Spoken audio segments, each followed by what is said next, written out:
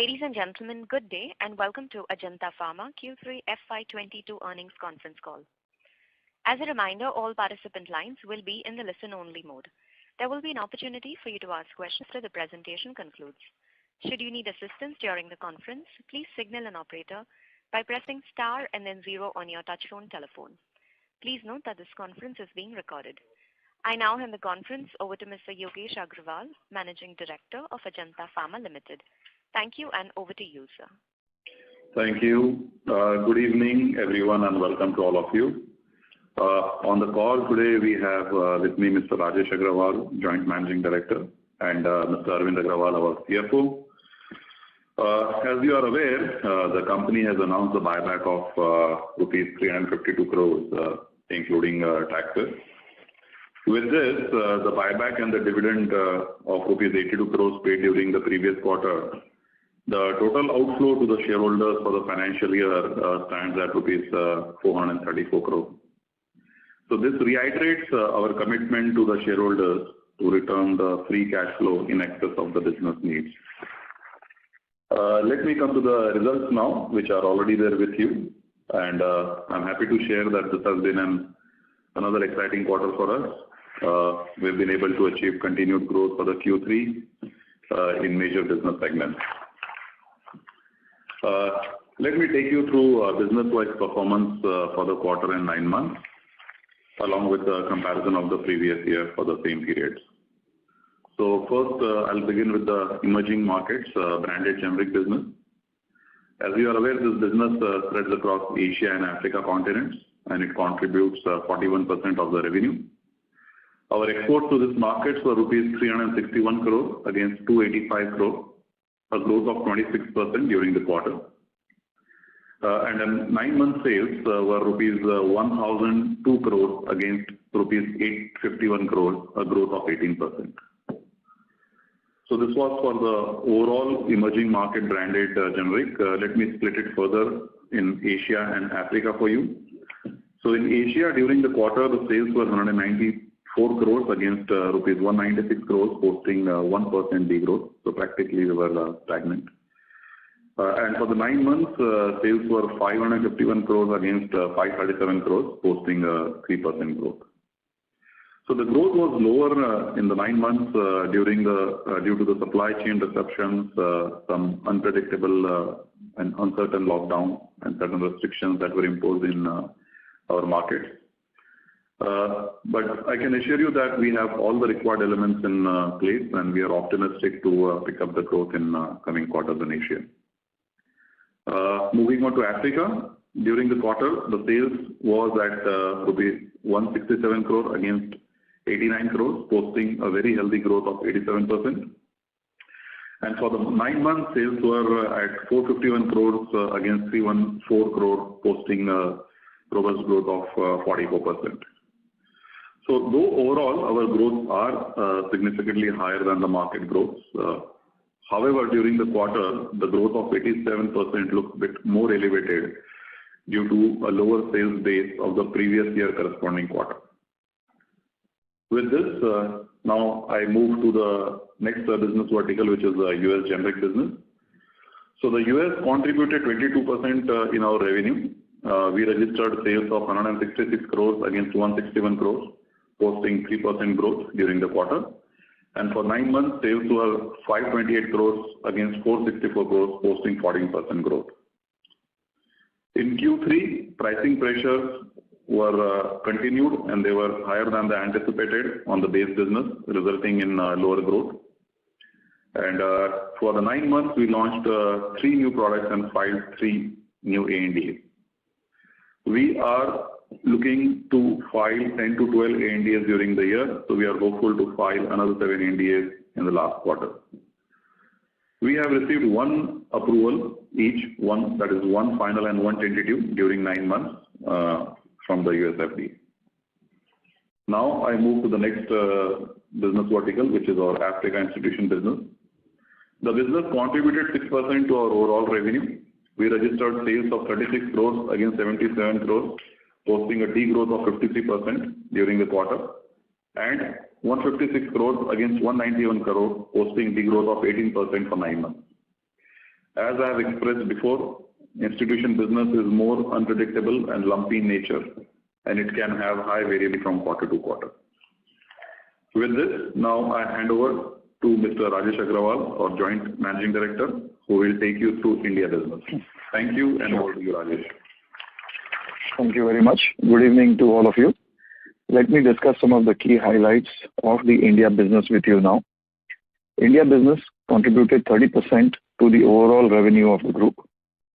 Sales for India business stood at 260 crores as against 220 crore rupees, posting a healthy growth of 18% during the quarter. And it stood at 737 crore against rupees 595 crores, posting a healthy growth of 24% during the first 9 months of FY22. This includes sales from trade generic of rupees 30 crores during the quarter and of rupees 87 crores in the first 9 months of FY22. Our performance has been satisfactory, which was on the back of new product launches, market share gain, and also price increase. As per IQVIA MAT December 2021, we have posted healthy growth in all the therapeutic segments and exceeded the industry growth rates across therapies. We have launched 16 new products in the first 9 months of FY22 with 4 first-to-market products. Field activities and its expenses are normalized and back to pre-COVID levels. With this, I now hand over to Arvind Agrawal, CFO, to take you through the financial performance. Thank you, and over to you, Arvind. Thank you very much, sir. Good evening to all of you, and warm welcome to this earnings call. For ease of discussion, we will look at the consolidated financials and provide year-on-year comparison. Let me share key highlights with you. It was an excellent quarter with 12% growth in revenue at rupees 838 crores against 749 crores. During 9 months FY22, revenue was 2,471 crores against 2,133 crores, a growth of 16%. EBITDA for the quarter stood at 240 crores against rupees 242 crores for 9 months.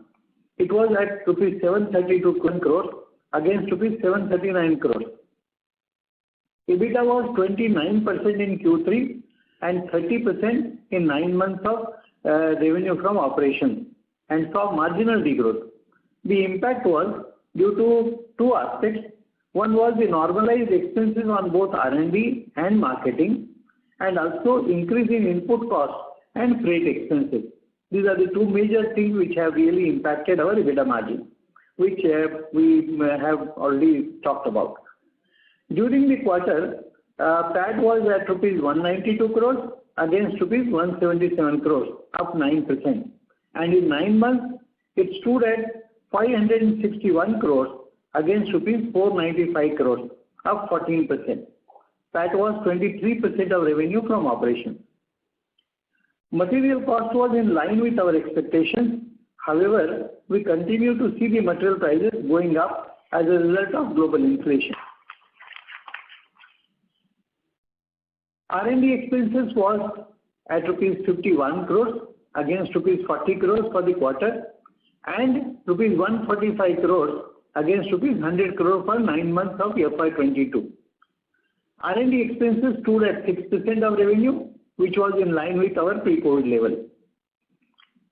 Other expenses have reached normal level as all the activities are at pre-COVID level now. Other income stood at rupees 78 crores in 9 months of FY22, contributed by forex gains of rupees 49 crores. Income tax stood at 21% in 9 months of FY22 against 27% in FY2021 and expected to be around this level for the year. We incurred capex of rupees 116 crores in 9 months of FY 2022 against full year projection of about rupees 200 crores. With these highlights, I open the floor for the question and answer. Thank you. Thank you very much, sir. Ladies and gentlemen, we will now begin the question and answer session. Anyone who wishes to ask a question may press star and one on their touchtone telephone. If you wish to remove yourself from the question queue, you may press star and two. Participants are requested to use handsets while asking a question. Anyone who has a question may enter star and one.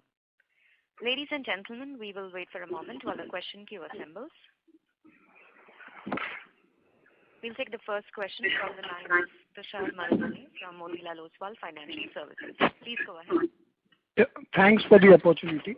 So just a clarification on other expenses wherein the freight costs were continued to be at higher level, but then the activities are back to pre-COVID level. So 250 crores on a quarterly basis, is that a steady rate to go with, or there could be further changes into on an absolute basis? I think on absolute basis, we can consider the rate of about same 250 level. 247 is the current amount, so 250 level should be the normal level. Okay. So then, I mean, from 230 levels to about 247 on a sequential basis. Yes. Is the increase that has happened? Yes. Yes.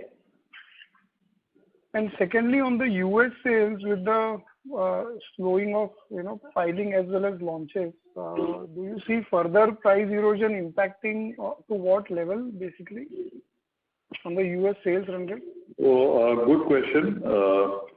But unfortunately, very difficult to make any predictions on that. So we've seen some aggressive price erosions in last 9 months. We believe that they should stabilize at some point in time. But the question is when and how much is yet to be determined. So very difficult to point a finger on that number there. Okay, sir. And like, how many approvals do you expect in next 3 to 6 months? Again, very difficult. We have number of ANDAs awaiting approval, awaiting the facility inspection. So we have the complete response from the FDA saying that once the facility approval, they'll come for the facility approval and then approve the ANDA. So a bit unpredictable right now when they'll start the complete inspections and start giving the approvals. Understood.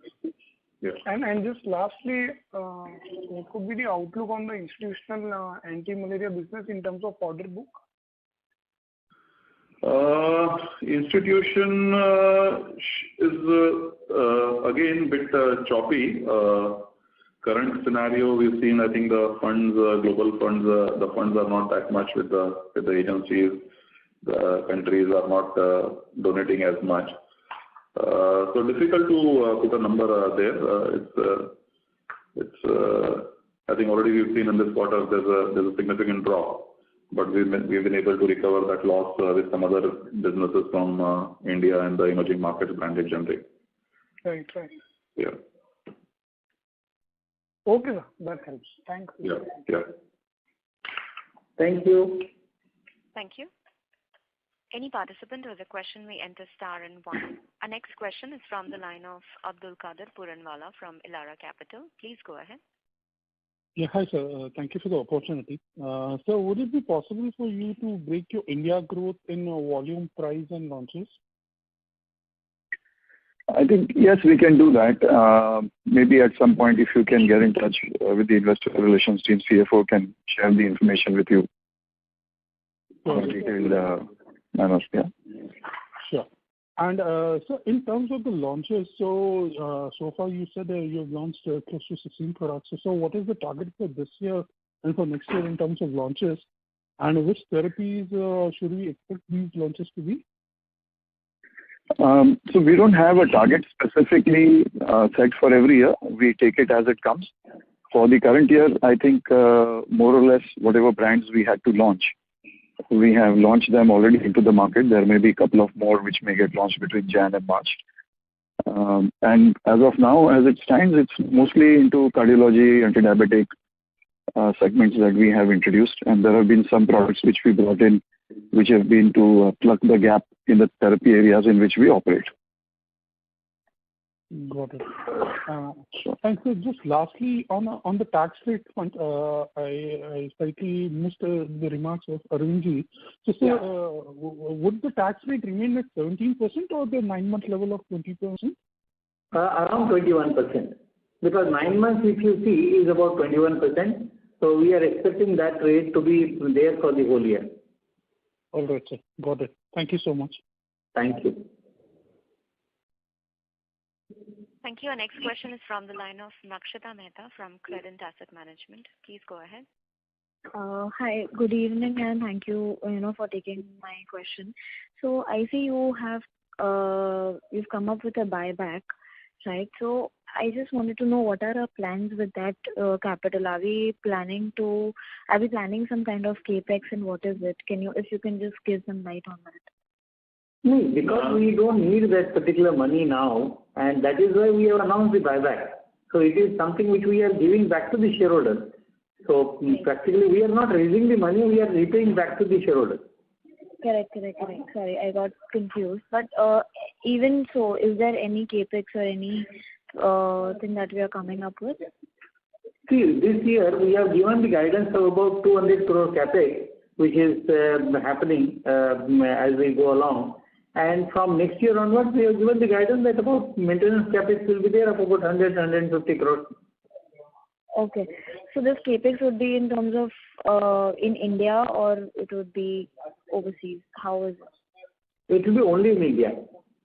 Okay, only in India. All right. Yeah. Okay, thank you. Thank you. Thank you. Our next question is from the line of Ranveer Singh from Sunidhi. Please go ahead. Thanks for taking my question. So just a few clarity here on India business. Currently we have 2,800 field force. Earlier it used to be 3,000. So have we curtailed 200 field force? Yes. In fact, during the COVID level, there were some of the people which were in Q1, if you remember, we have said that we have reduced the numbers by about 200. So current sales productivity has obviously sequentially, I see a good improvement there. Yes. So is this sustainable, or can we expect this going further up? It can go up further. But, sorry, yeah, please go ahead. I'm sorry. You would like to please go ahead. No, please go ahead. You can practically the normal growth which we are expecting in the India market, that will remain. We are not expecting any major addition to the field force in India. And just to add to that, and the whole objective is to increase the productivity. And we are not looking at further optimizing the field strength. I think this is an ideal number, and we will build on the productivity for the next whole year. Okay. And another aspect I see of that 4 major portfolio, pain management has been growing, strongly for last few quarters. So is there deliberate strategy to focus on, or is this a market itself is driving this segment? This is a deliberate strategy. This segment we have been operating for a few years now, and we have very good products with us at this point.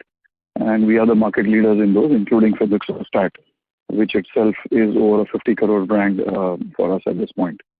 So that also is growing in a double-digit growth rate. So can you give some guidance or something, just a ballpark that where pain management segment is going to be in terms of percentage of sales going forward, let's say for 2-3 years? Honestly, again, it depends. It's not a specific target that we take, in the sense that to the domestic business, we want pain to contribute X percentage versus cardiology versus ophthalmology. It will primarily be dependent on what opportunities we get in hand and how we can maintain the market leadership. But pain is a very important therapeutic segment for us. And we have a very strong presence in each of the molecules that we have in the brand portfolio. We are the market leadership positions in those. Okay, fine. So, and last one, which in US business, that filing has been stagnant, and now in Q4 everything is looking like bunching up out of 10 target filing. So was there any challenges there in filing, or that was already scheduled for Q4, which earlier we guided? No, it just happened to be that way. When we kick-started the R&D after the lockdown, it took little time to get the momentum back. So by the time we got the momentum back and all the activities started, the bioequivalence, the pilot bioequivalence and all those things, it just so happened that the bunching is happening in the Q4. But this is 1 year where this bunching is happening. Next year onwards, we feel the filings would be more spread out during the whole year, because now we have got all the momentum in place now. There are a lot of products which are at an advanced stage of development, manufacturing, maybe taking exhibit batches and things like that. So next year we should see the more evened out kind of filing. And any indication on number of launches in FY23 or in Q4? So, yeah, I don't think you'll get that answer from anyone with a convincing way. When I say anyone, is any pharma company, because as I shared earlier with the earlier caller, it's very unpredictable because of the inspection primarily. Okay. So once the inspection opens up, you can expect a good number of launches to come. The approvals will then just line up. And 2 of our facilities are USFDA approved. So even if they come to one facility, there are a number of ANDAs from each facility which are awaiting. So once that inspection happens, then hopefully a number of ANDAs will get cleared. So right now it is more of a wait and watch kind of scenario. No, but we already have a few products which are approved but not launched. So of that 41, 42 approvals. There are some tentative approvals which is available in the public domain also. Some of them are there. Some we are expecting approvals in maybe Q3, Q4 or Q1. Okay. Okay, that's on my side. Thanks. Yeah, sure. Thank you. We'll take a next question from the line of Aditya Khemka from InCred Asset Management. Please go ahead. Yeah, hi. Thanks for the opportunity. So, firstly, on the India portfolio, could you inform us how much of our portfolio is under NLEM? Therefore, we know 15%. 15%. Did I hear you right? Yeah. Okay. And then my next question is that, given that this time WPI is north of 10% and, likely the government will allow you to take anything up to 10% price increase in your NLEM portfolio, and your costs have also gone up because API prices have gone up and contract manufacturers must be asking for a higher price for the product. What kind of price increase do you think you can take in FY22, given that WPI will be north of 10%? Surely. So WPI stands at maybe 10.4 odd at this point. And so you, I think, in a way have answered your own question that we would look to maximize the price increase that's permitted by the government authority. So that would be again 10% odd. Because if you look at the past, even though now it may look 10% plus, but if you look at the past 2 years, it's also been in very low single digit. You would remember last year was something like maybe, or year before last was 0.5%. So there have been accumulated pain in the industry, I suppose, and so we would look to maximize it. Right. So would that imply like a 9-10% price growth across the portfolio, NLEM and non-NLEM?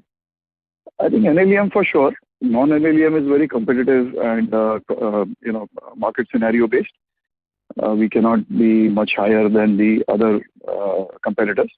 But when it comes to NLEM, as you would have seen, all the market leaders have similar pricing, which is pegging the NLEM permitted price. So in that case, yes, we should be looking at increasing it 10%. There is a bit of a confusion at this point because NPPA mandates that we cannot increase more than 10%, whereas the WPI has arrived at 10.5%. So we would really need to tread that carefully and see because we don't want to get caught in the crossfire there. Yeah, I think NLEM mentions WPI or 10%, whichever is lower.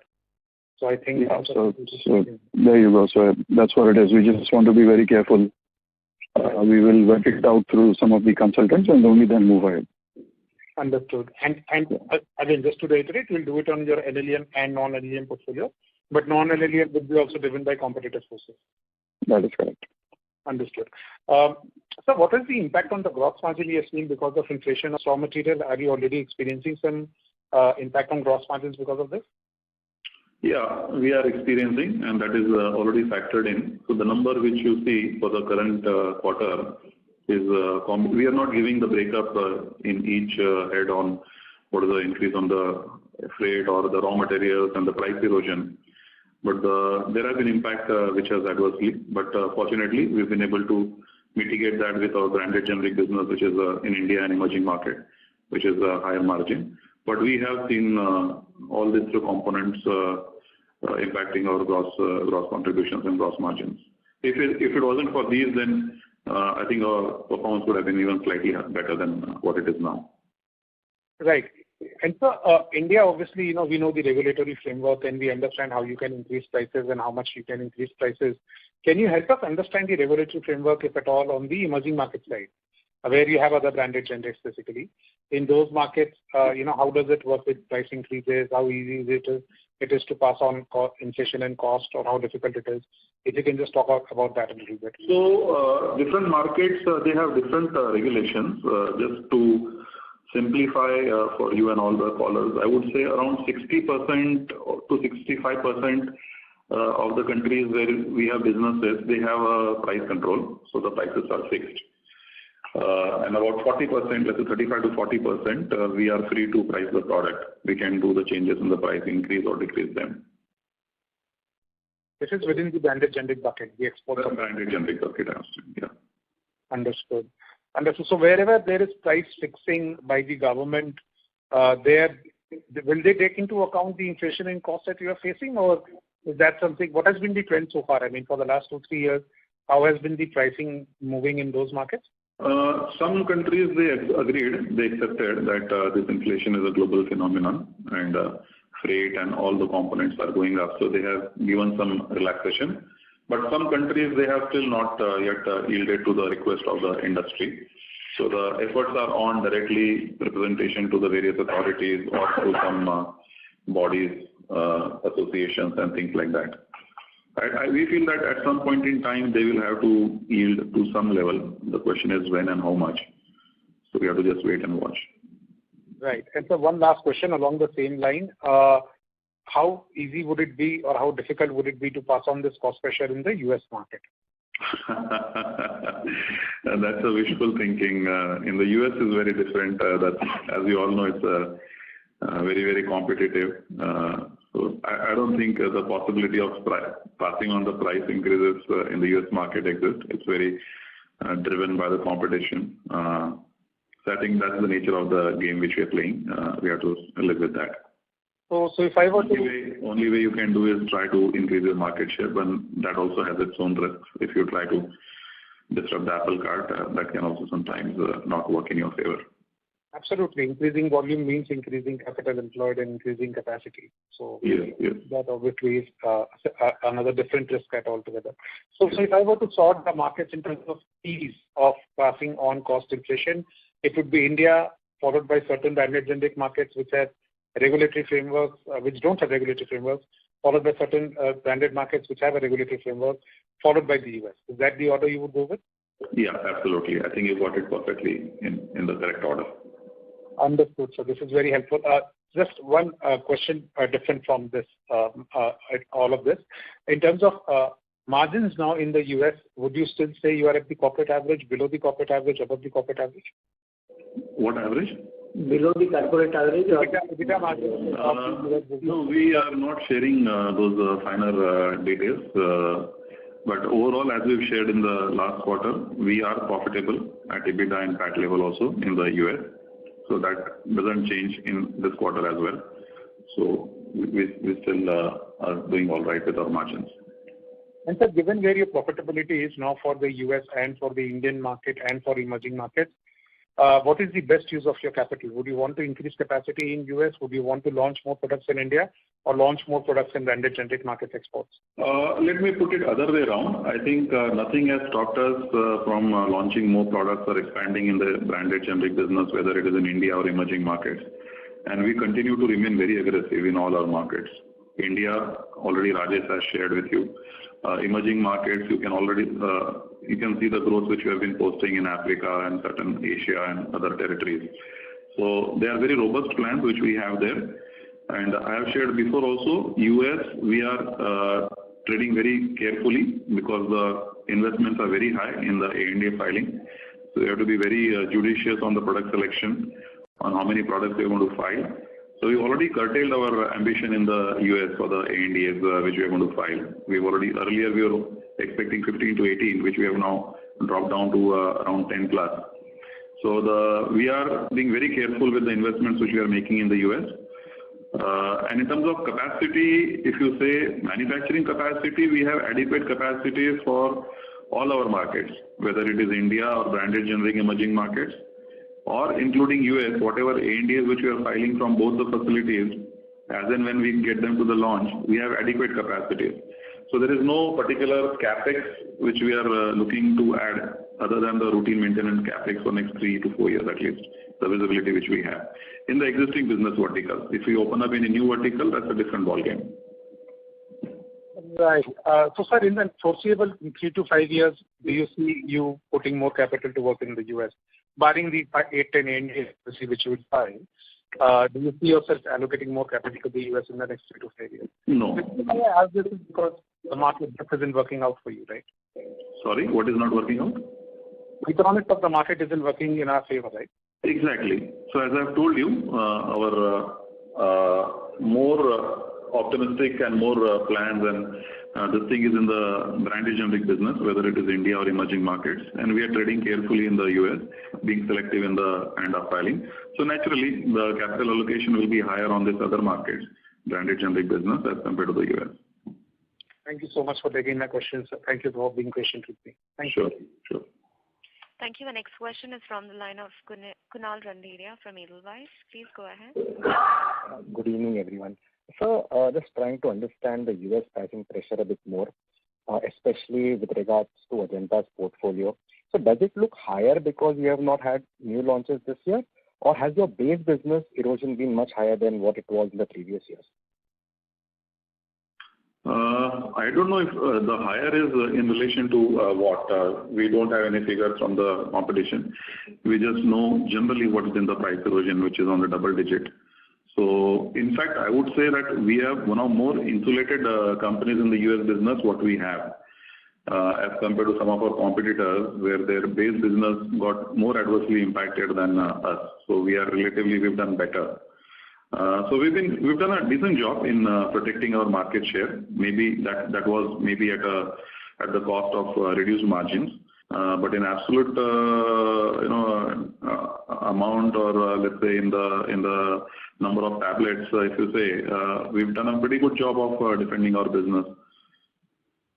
So, but would it be fair to say instead of 2 launches or 3 launches that you have done in 9 months, had you done 7-8 launches, the erosion would have been substantially lower? Yeah. So in the US, the business growth is a direct function of the new product launches which you will get in the market. Because existing business, the scale-up can happen. It's not very predictable on how much market share you can increase. It depends on any competitor having supply challenges, constraints. We are able to make place with that new customer there. And the new products are always the growth drivers. So that one major important growth driver for the US that was taken away from us. And we had to make do with whatever products we had, not only this thing, but we had to defend the existing business which we had. So once the new product launches comes in, hopefully next year, we should be able to start posting the growths in US again. Sure. And just a follow-up on this, in 2018, 2019, you had seen a lot of the larger US-focused guys withdrawing some of the molecules, in the US because they couldn't cope up with the price erosion because, it didn't make a lot of economic sense to be in the market. Have you started to see it in the market now? No particular pattern emerges like that. There have been on and off people coming in and then going out. So I think if I try to guess, I would be speculating, which I don't want to do. But we haven't seen some major players declaring that, okay, we are going to exit from 50 ANDAs or 20 ANDAs or 100 ANDAs. Selectively, if it becomes unviable for them, they feel their capacities are better utilized for some other products, all those factors, then we've seen the people withdrawing the products from the market there. Sure. And sir, just as a clarification, in the domestic business, has the trade generics contribution gone up?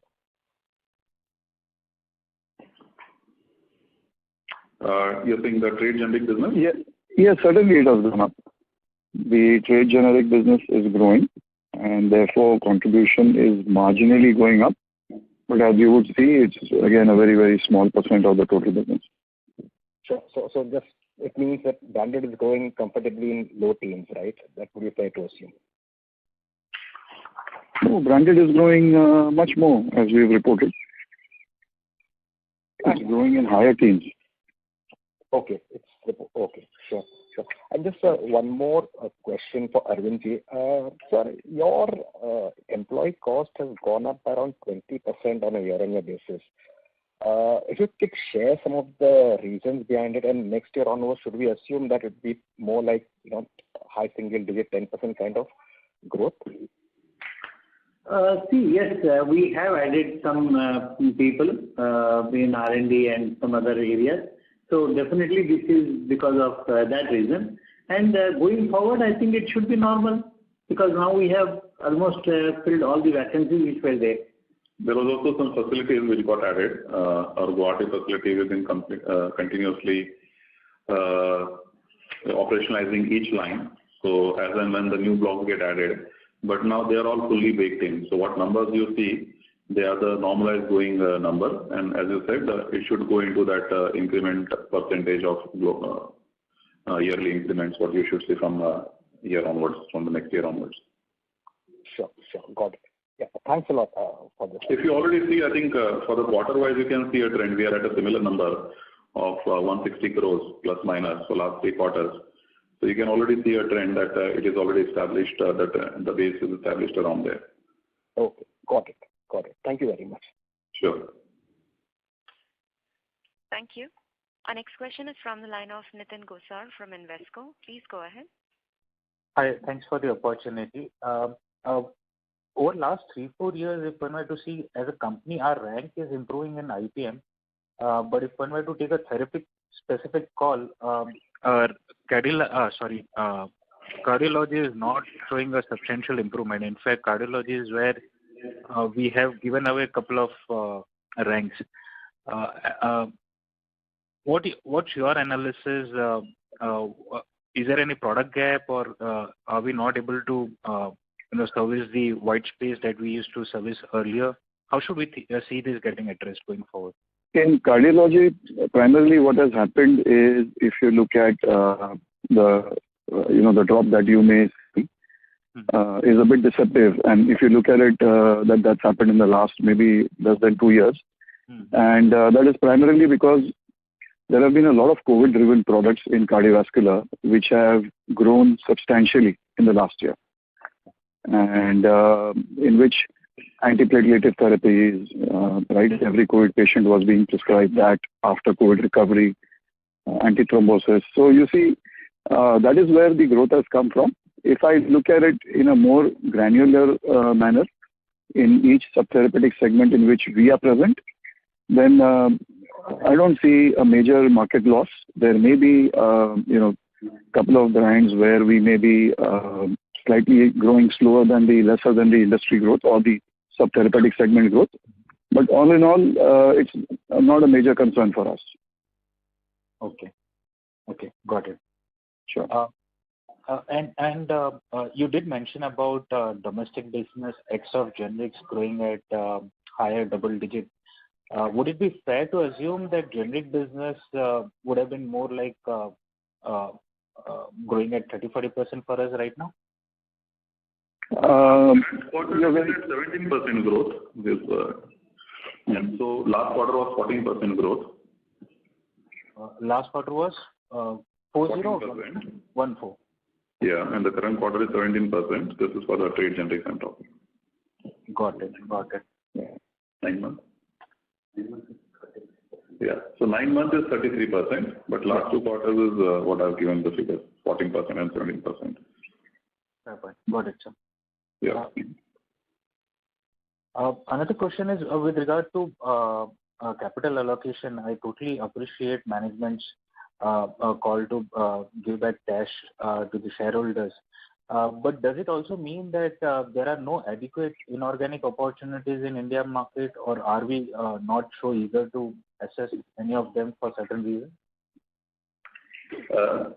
We are very much interested and agile on that front.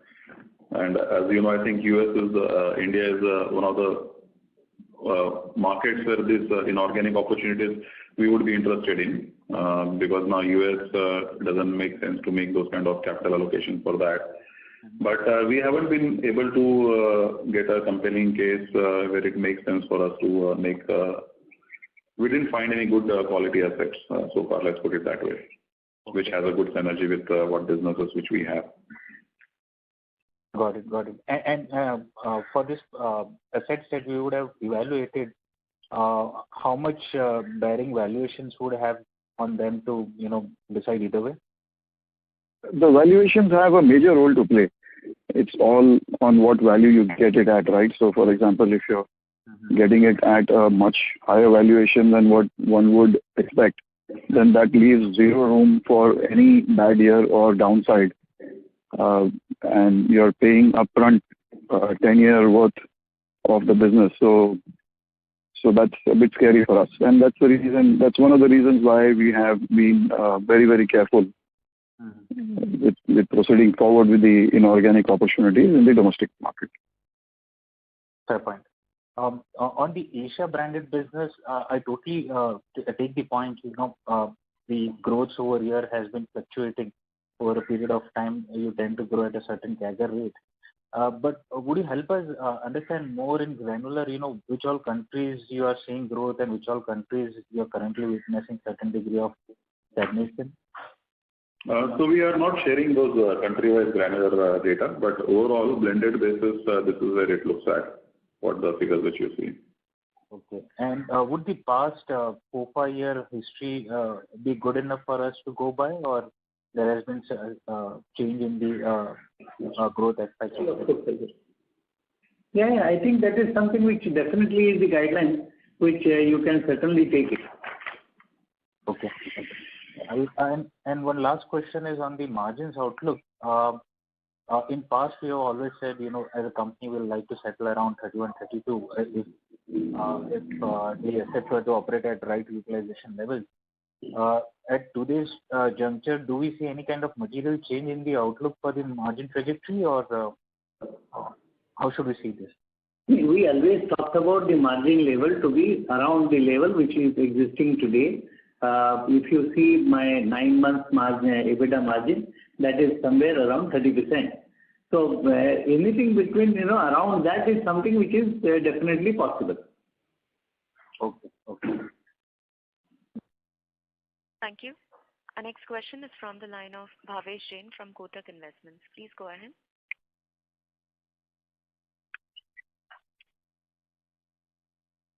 Mr. Bhavesh Jain, please go ahead with your question. There seems to be no response from this line. Meanwhile, we'll take a next question from the line of Tushar Manudhane from Motilal Oswal Financial Services. Please go ahead. Yeah, thanks for the follow-up. Just on this NLEM-led price hike, just to understand, given the fragmented nature of industry, so will 10% will be kind of possible kind of a price hike, or you wait for the other players? How do they react and then accordingly take the call? No, we would not wait for other players. As a matter of fact, honestly, I would be surprised if any of the leading companies, which are almost our size or larger than us, would not take the maximum permissible price rise in the NLEM brands. So in that sense, we would not be waiting. We would be putting it into effect in the month of April itself. Interesting. So given that such kind of price hikes in NLEM and in which case non-NLEM also looks lucrative from the pricing perspective, but at the same time, given that we have a high base of FY21, so would we be still growing at a healthy double digit in India business next year? Maybe it's a bit early to say. We would like to comment on this maybe start of the year, sometime in April, see how the next 3 months also go. There have been a lot of ups and downs in the Indian pharma industry because of COVID and whatnot. So what we are seeing at the top level at a blended average is not a fair view to look at it. So I would still like to reserve the comment for another maybe quarter. Got it. Thanks. That's it from me. Thank you. Thank you. Our next question is from the line of Ranveer Singh from Sunidhi Securities. Please go ahead.